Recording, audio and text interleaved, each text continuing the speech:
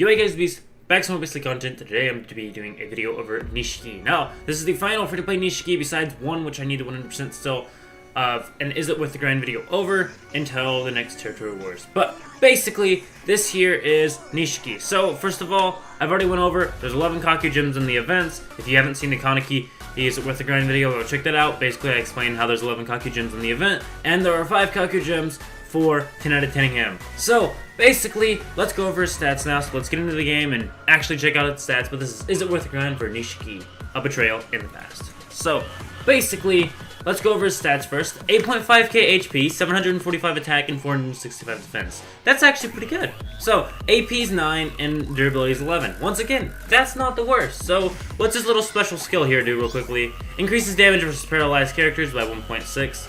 That's pretty good as well. And then over here we have increased critical hit rate by 15%. So he increases his own crit hit rate, and any unit that's paralyzes, he increases his damage against. So that's pretty good, once again. So now let's get on into his skill. Deals attack times 1.4 damage to one enemy 4 times, and reduces durability by 1, chance to inflict paralysis for 2 turns. So it's only 1 durability reducing, which is kind of depressing.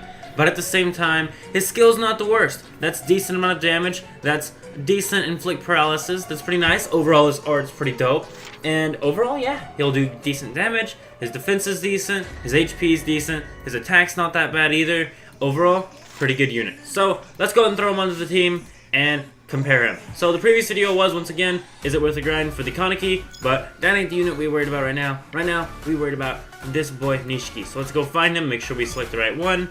Okay, that's actually the non-free-to-play one, by the way. This is an exploiter of the week, and he is a summonable. But anyway, we're going for this free-to-play one, and he's hiding right here. So we'll stick him on here. I don't really have anyone to compare him to. We'll put this Kaneki on, and we're actually gonna put a breaking unit on here. Actually, no, we'll put this guy on. We wanna compare top-tier non-killing out to this guy in damage. And then we'll also have just a breaking unit here, because that sounds useful. We can actually go ahead and have my Toka on the team for once.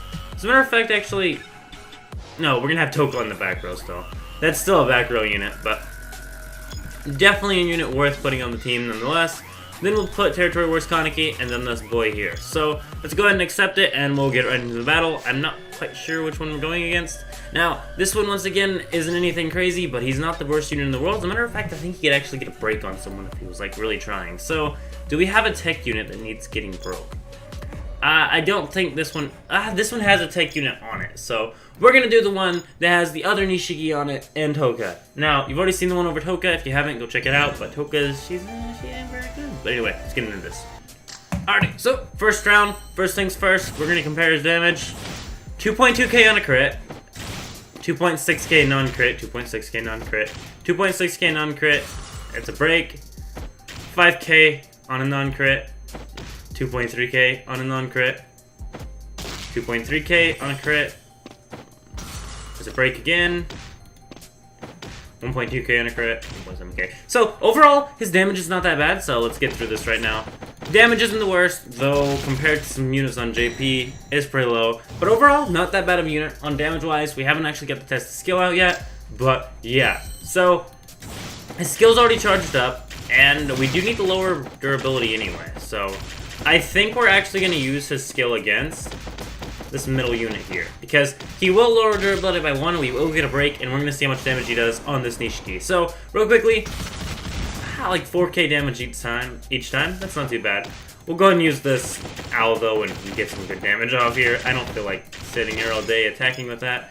So there's a break here. We're gonna go ahead and finish off this guy with the owl. The owl's really good. Once again, the owl is a top tier unit and Nishiki's a free to play unit, so not a perfectly fair comparison, but as you can see there, that was a nice lot of damage. But anyway, as you can see, he's no slacker, doing 3.3k on a crit, and his crit increase means he gets crits more often, so he's overall a pretty good unit. So, once again, there's another break, crit and everything, overkill actually, that's nice.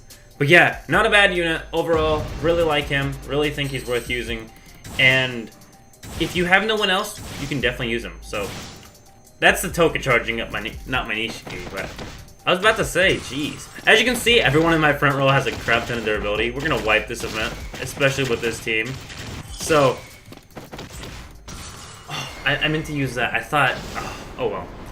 I thought that one wasn't going to break there, so I used it. But that's fine. It still did a good amount of damage. I think we can still get a break on this Toka this round. And if that's the case... Okay, that's a break. If that's the case, we may actually be able to use him as the final blow. So, let's go ahead and use Tsukiyomi and see what he does with this skill. Because we are going to finish this off this round, I do believe. Okay, Tsukiyomi, 5k, 5k, 5k.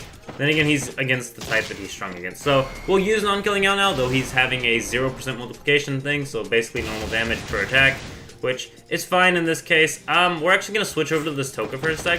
I should have actually had her on the side and not where she currently is. Okay. We'll switch over to this Kaneki.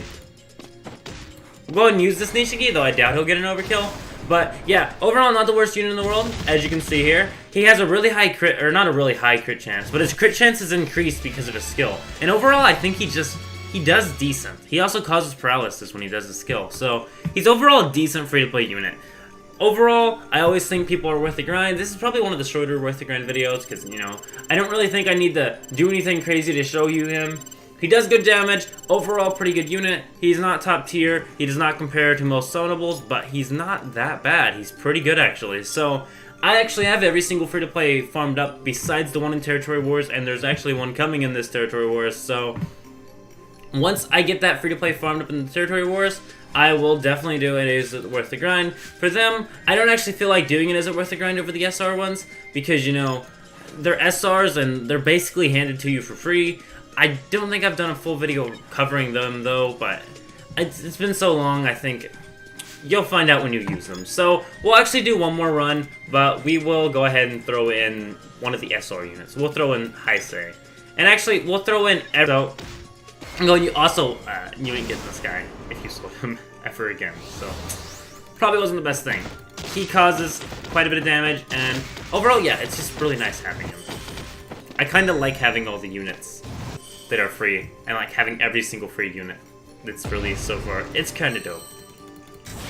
But yeah, really nice unit, has a lot of AP, everything you really want out of a free-to-play unit. This guy here actually lowers durability, like I said, he's really not a bad SR unit. So right here we're going to lower durability by 1, and then we'll use the other free-to-play and get lower durability by 1, and we'll actually cause another break and probably take out the Nishiki, and maybe even get another break on that. So there's another break there. We're now going to swap over to this guy, see what we can do here. Alright, Kaneki's going to boost the team, or Sasuke's going to boost the team again. Like I said, really, really good. His block rate / guard rate has been increased now. He's not doing a lot of damage here, but that's because of 1 typing, 2... Yeah, that's because of the enemy not being broken. So, we actually don't have any a mass breaking unit here, so... This could get a little bit annoying here.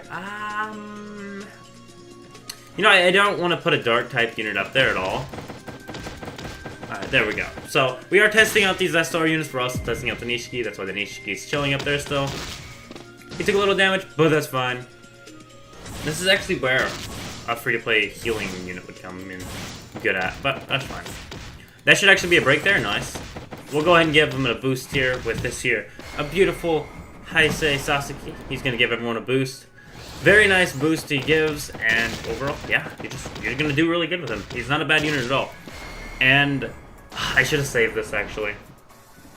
Because I need to break the Kaneki now. The Kaneki is actually light type, so... Let's go and get someone that's going to do more damage here.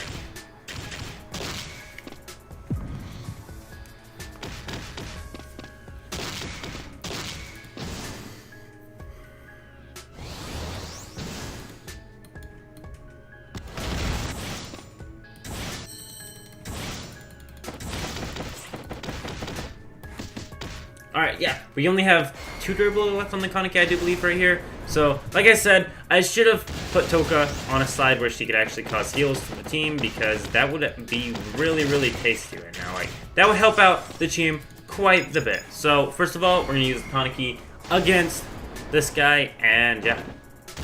I'd like to cause another break here before setting that Kaneki at the end there down, but that's fine. Let's go and swap over to this guy. At least he's out of the way now. There we go. we're not through the event yet, but we should be fine.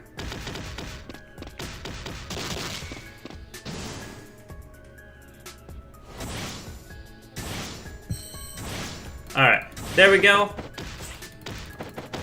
We're actually gonna save this guy's skill for the end, because we want to try and get this Kaneki as close to broken as possible. So, Nishiki's gonna use his skill. We are gonna save the other Nishiki's break for, like, the end. So, we get really close to breaking this Kaneki, but just in case we don't, we do have Nishiki as a backup, so we can break him, and then we can swap over to the Kaneki and wipe them. Like I said, these SRs aren't bad, and the Nishiki being an SSR is definitely not a bad unit either. So, we actually want to switch back over to this guy now. Throw in some damage there. Throw in some damage there. Okay, there we go. The break is off. Let's go ahead and cause some nice damage with our Territory Wars Kaneki. Once again, good unit. I definitely think he's worth it. I don't actually think I need to do Is He Worth the Grind video over him, because he's good. But at the same time, I don't think I have, and he is technically a grind. Though you can't get him right now because Territory Wars. But combat is ended. Like I said, those two SSRs are really good. They're not really a grind. They're literally handed to you for logging in. If you've sold them, it's fine. They're nothing crazy, but they're pretty good. And the Nishiki is definitely no slacker either. I definitely think he is worth grinding up. So, yeah, that was Is It Worth the Grind for the Nishiki. And also a little bonus, Is It Worth the Grind for the SRs, because I didn't want to do a video over SRs. But I do believe that's all for now. I will be back with some more Beastly content later, maybe even today. So, yeah, I'm out for now. Thanks so much for watching. Leave a like on the video if you enjoyed it. And keep it beast mode. I'm out. I'll see yous.